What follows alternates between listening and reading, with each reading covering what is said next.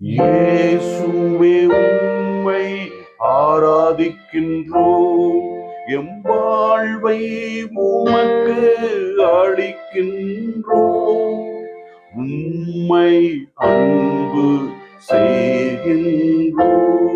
இறைவன் நம் ஒவ்வொருவரையும் படைத்து நம் அனைவருக்கும் ஆசீர்வாதம் கொடுத்து இந்த உலகத்தில் வாழ வைத்துக் கொண்டிருக்கிறார்.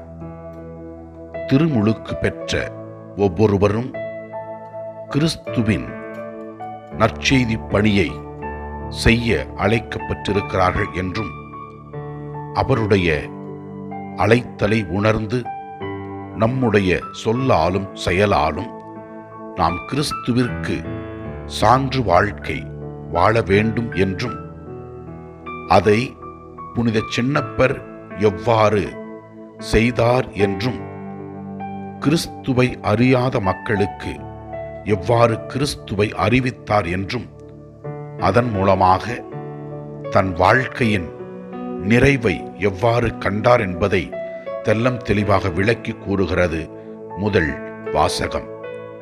எனவே இந்த நாளிலே நாம் ஜெபிப்போம். ஆண்டவரின் அருளால் நாம் அனைவரும் இறைவனுக்கு ஏற்றவர்களாக வாழ இறைவன் அருள் தர வேண்டும் என்று ஜெபிப்போம்.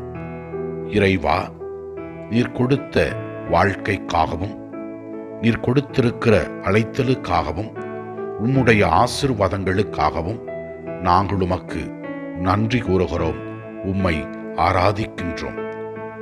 முதல் வாசகத்திலே நாம் இவ்வாறு பார்க்கின்றோம்.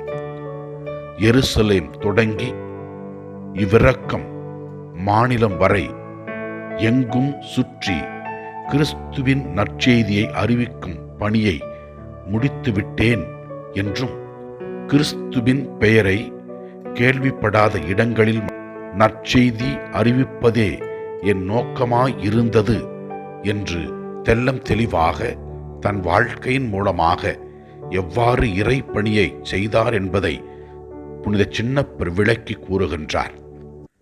நற்செய்தி வாசகத்திலே ஆண்டவர் இயேசு கிறிஸ்து தெல்லம் தெளிவாக கூறுகின்றார், ஒளியின் மக்களை விட இவ்வுலகின் மக்கள் முன்மதி உள்ளவர்களாய் நடந்து கொள்கிறார்கள் என்று கூறுகிறது.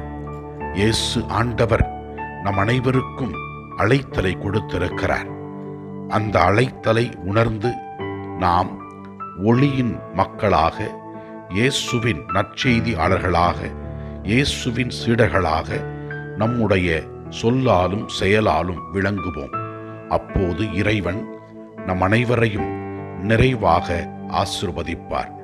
இறைவா, எங்களுக்கு தேவையான எல்லாவற்றையும் கொடுக்கின்றவரே, நாங்கள் உடல் உள்ள சுகத்துடன் வாழ எங்களுக்கு அருள் புரியும். ஆண்டவரை நோக்கி நம்முடைய தனிப்பட்ட தேவைகளுக்காக ஜெபிப்போம். எல்லாம் வல்ல இறைவன் தந்தை, மகன், தூய ஆவியார் நம் ஒவ்வொருவரையும் ஆசீர்வதிப்பாராக. இயேசுவுக்கு புகழ். மரியே வாழ்க. ஆமென்.